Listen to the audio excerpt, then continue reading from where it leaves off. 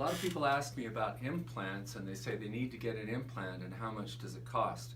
I think the first thing we need to understand as a patient, and that we need to communicate better as a dentist, is that an implant is the part that goes into your jaw, but there are two other parts that are connected to it, and they each cost something, and they all have a good purpose.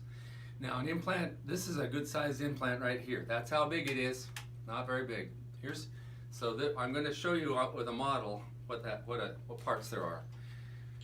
The implant itself is usually titanium based, and it integrates, it becomes part of your jaw, turns into something that's a lot like a tooth, and your body thinks it belongs to you. It goes in, it takes a few months for it to heal well, and then it becomes part of your jaw.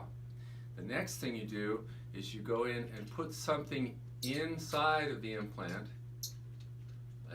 a healing cap and or an abutment post, and that sits like that. That mimics your tooth, and this part is where your gums and bones cover it. Then after about a month, you put a cap on top of it. Now, if your tooth looked more like a doorknob than a tooth, that's what that would be. But there are three parts of that. And when you ask the question, how much does an implant cost?